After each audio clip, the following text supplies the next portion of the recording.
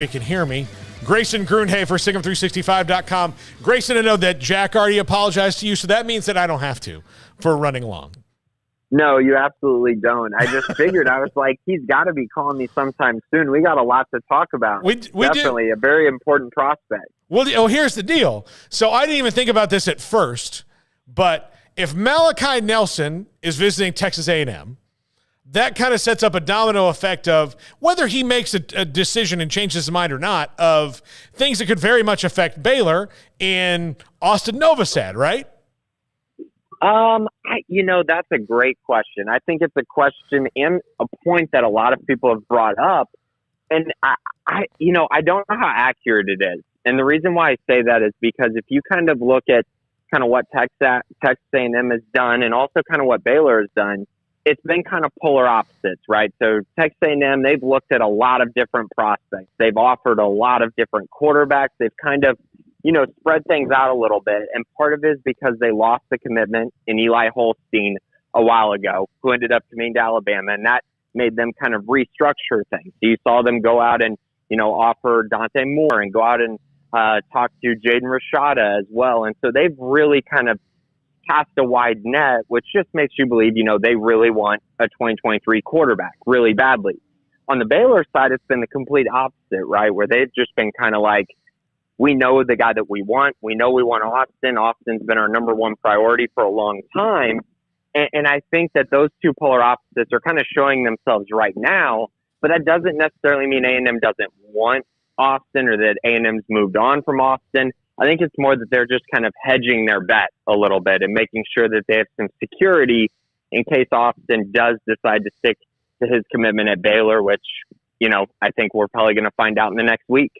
Yeah, I actually talked to a guy who covers Notre Dame, Christian McCollum. I think you might know Christian, but Christian, they did a story on Austin Novosad's visit to Notre Dame, and he sent me the link to it. And basically, Austin's visit to Notre Dame was like, yeah, it was cool to come here, but that was about all he gave him.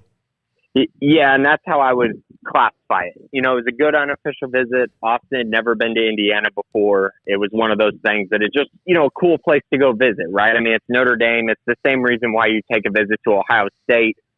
Prestigious school. I think the alumni network and the football history, those type of things really stood out to him. The academics, also very good at Notre Dame, also stood out to him. But again, I think it's kind of like you said, everything that I heard from that trip was good.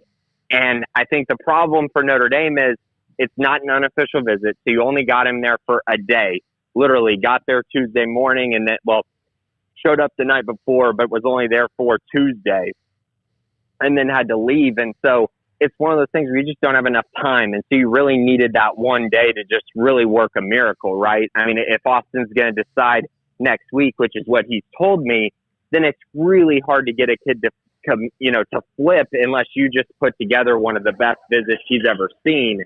And to me, I don't think I really saw that. Yeah, and he will be here tomorrow, correct? Yes, and actually that's kind of I think another piece of the puzzle, right, is that he had set this date probably 2 months ago that he was going to be at this camp and that he was going to compete in this camp, and mainly for the unofficial visit reasons. But also I think he is, at least from what I've been told from him, is that he is going to compete in this camp. I don't know how long, I don't know how much, but the main point is the unofficial visit part. And then on the flip side of that, Baylor's been able to make a really nice weekend out of this for the commits. So you're going to see probably 15 of the 2023 commits show up. And that's a big deal as well, right? Because you get a little event built around all of your commits, but also it's just, your quarterback commits there and he's deciding in a week. And I just think that's another really cool aspect to this recruitment. And I think that could play a big role in his decision, just getting to be with all the commits again and see some of the new guys that maybe he hasn't met before, and getting to know them a little bit as well. So Malachi Nelson coming to A&M, he's probably to visit. He's probably not going to, after he said, when he was committed to Oklahoma and went with Lincoln Riley, he's followed Lincoln Riley to two places. This feels to me like a marketing decision almost for Malachi Nelson, knowing that USC, if you want to go talk to Jimbo Fisher, there's NIL, if that's what this is about. And on Austin Novosad's side from A&M, it's, well, if this kid doesn't come here, we've got to at least start investigating every other option that we can get. Right, and A&M's pretty much investing every single option they possibly can. They've been doing that for a while, and so that's one of those things that it's just kind of been consistently, that's been a trend for them. As far as Malachi goes, yeah, I think it's again, he gets an opportunity to go visit another place. I think NIL could be playing a big role in some things as well. I mean, if you kind of look at his recruitment a little bit, I think that there could be some, schools possibly, offering some nice NIL deals, and maybe that's something that interests him in the long run. And we know that A&M has been kind of not at the forefront, but they've been a school that have been linked to, having really good NIL deals, at least early in the NIL process. And so, yeah, I think that could be a part of it, but I do agree with you. I think Malachi is probably going to end up at USC. He's followed Lincoln to two places, so it really only makes sense. And USC, I think, they've invested a lot in him, right, as kind of being, the face of kind of this school after Caleb Williams. And I think that Lincoln's done a nice job of pitching that. And so I'd be pretty surprised if he ended up going anywhere other than USC. But, hey, good to A&M, getting him on a visit. He's another really highly touted quarterback and one that had a very nice performance at the Elite 11 finals, just like Austin Novosad did. Anybody else catch your eye that's going to be here this weekend that's not committed yet? No, they got some guys coming to camps that are really good players. But for the most part, this weekend, while it is about getting those unofficial visits and those camp visitors on campus, that's a big deal. This weekend is definitely all about these commits. You're getting a bunch of the commits on campus. You're kind of getting to have a little event for them. You're getting to have, the quarterback there. And it's just kind of this just really cool aspect that Baylor was able to bring together for this last visit. But yeah, there are some other good prospects that'll be there. Kelvion Riggins is probably, I don't know if he's the best player in the entire country for the 2025 class, but he's definitely up there out of South Oak Cliff, and he'll be up at Baylor this weekend. And I know he's young, so it's a long recruitment left, but that's still a huge name to get on campus. And there's a few others, but again, I think everyone should have their focus squarely on the 2023 class as Baylor tries to lock in, one of the top 100 players in the country and one of the top, I think people would argue top 5 quarterbacks in the entire class for 2023. Yeah. I think it's funny that how you can sweat because, A&M had Eli Holstein, everything, thought that was good. And then the little Jimbo versus Saban kerfuffle. And then all of a sudden A&M has to get in on everybody else's quarterback because the guy that they wanted is gone. So yeah, you're exactly right. And it's kind of this trickle down effect, right? So if you look kind of at some other places, for instance, Ohio State is starting to trend for Brock Glenn. And so he was the guy who visited after Austin did and also was offered by Ohio State right after Austin was. And now, he's a guy who they were kind of waiting on to see what Austin was going to do.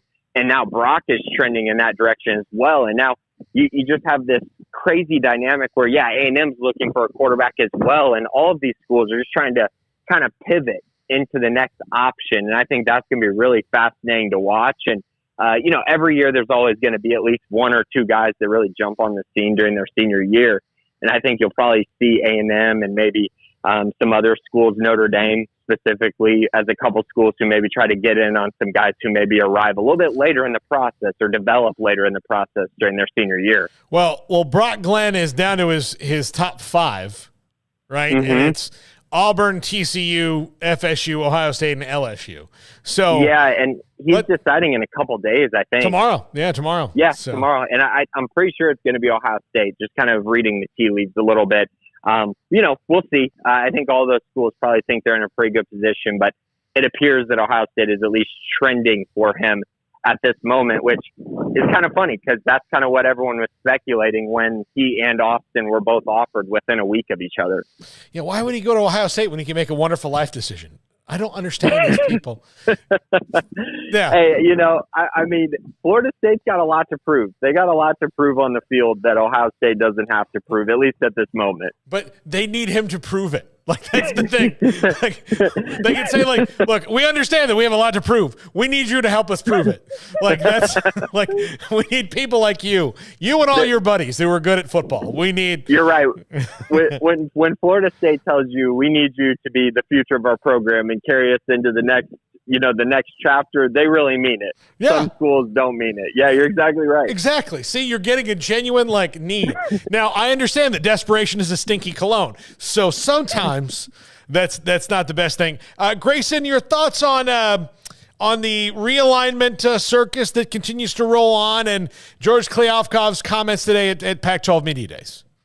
Yeah, I think that kind of based on just everything that I've seen, it seems, I think the Pac-12 is pretty much just in survival mode, right? They're trying to make themselves look as appealing as possible. And, I don't think that's a bad thing, right? They kind of have to do that. I think it's kind of funny that, a lot of the shots that George is kind of pulling are at the Big 12.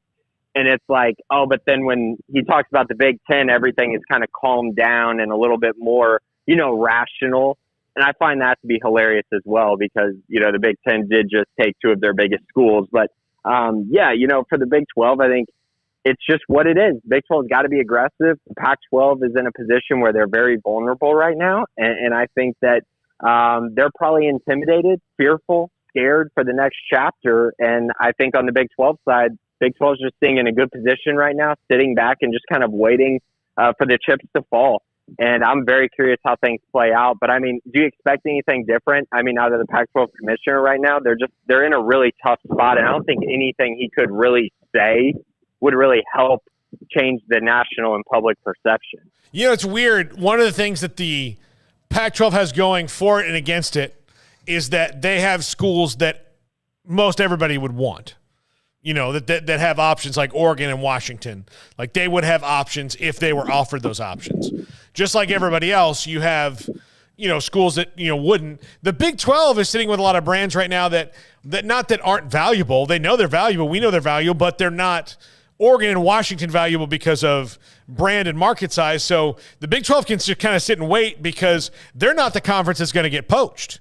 So while it's kind of, ho-hum that they've got some brands that people aren't as crazy about, it's kind of a good thing that nobody's sitting there trying to poach them while some of these Pac-12 fish are in the water. Yeah, I think the other problem with that, Paul, is another big problem with the Pac-12 is that Oregon and Washington know that, and they continue to basically tell the Pac-12 that, if that makes sense. Whereas on the Big 12 side, it's like everybody's together. Everybody's like, you know what? None of us can really act like we're bigger or tougher than everyone else because we don't really have a ton of options right now.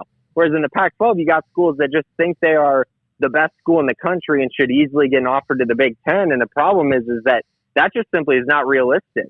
Teams are going to get left out.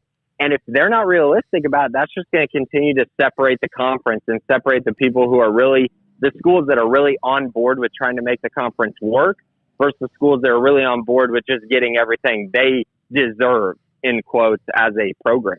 Yeah, the Big 12, you're lucky to have us schools are in the SEC now. Like that, They're gone. And so because Big 12 dealt with that for a long time. You're lucky that we're here. We could go anywhere else if we wanted to, and that was obviously true. But that whole idea and the unequal revenue sharing is just something that is not necessarily sustainable because eventually you're like, well, this just isn't fair. And right. especially when, those teams with unequal revenue share bottom out, and they're not, winning or doing anything for you. So. Right. Like if Washington is going 5-7 every year, are they really, contributing to the bottom line of the conference? Not really, not to the level that they should be getting an unequal revenue share. And even Oregon, we'll see how they do over the next few years, but they just lost another head coach. And they're kind of in a spot right now where it could go either way, right? They could, get back to being the level of program that they've been over the past, decade, really. Or they could, kind of teeter back to being an 8-4, 9-win team, which is good, but it's not what you need to be if you really want to sit there and say we need unequal revenue sharing. Like of the schools, like in the Big 12, for instance, the only one that could really say, we deserve that is really Oklahoma. Just based on what they've done on the field, the national brand that they've been able to kind of build. Texas, on the other hand, have had a decade of just really not putting a great product on the field, which, that's tough. That's tough to defend. Well, and look, you say Oregon in the last decade. In the last decade, they've had 5 head coaches: Chip Kelly, Mark Herzlich, Willie Taggart, Mario Cristobal, and now Dan Lanning. So, yeah, I mean, that's an average of every 2 years they've been changing a coach. So while their brand might be strong, every 2 years you're changing a coach. That's not great. So it's not yet. Somehow they've found success with all of them have had at least a season or 2 of success, which is pretty crazy with some of the names that you've mentioned on that list that one very, very closely. Hey, I told you I was very concerned about that one when they didn't even try to make him stay. Like, we're going to Florida State. Oh, hell, really? Oh, man, we're going to miss you here. What time's your flight? We'll take you. I remember that, too. I remember you had some skepticism there, and I think that proved to be right. Look, I'll just compare it. Mario Cristobal leaves, and there's panic across Eugene, Oregon, right? Like, what's going to happen? Who are going to hire? Like, all these other big hires are happening. How can you get in on this? Like, Oregon's big, but they're not that big. Phil not cares, but not that much. All these different things. Like, can't just go swing. Like, what's the best decision to make? That was the panic. Willie left. It was like, oh, dang. He's friendly. That was it. Yeah, he just showed up in a great position in Oregon and just, and then he goes to Florida State. And I know you've said this a million times, but golly, what he did to the offensive line at Florida State, just unforgivable. Yeah, no, it was already like smoldering. And he threw gasoline on that. So it was all bad. But anyway, all right. Grayson Grundhoefer. Grayson, enjoy your weekend. I know you're going out of town this weekend. Thanks for hopping on. And sorry we're late. It was totally Garrett and Jack's fault. No worries. And I'm sure it was all Jack's fault. Yeah. You can put all the blame on Jack. I absolutely will. He's not been focused enough on me today, and I don't like it. All right. And you're the only one in studio. That's shocking to me. Exactly. Listen, when I say jump, Jack should say how high, but he's not there yet. I think I'm worried he's going to throw something at me. All right. Thanks, Grayson. We'll talk to you soon.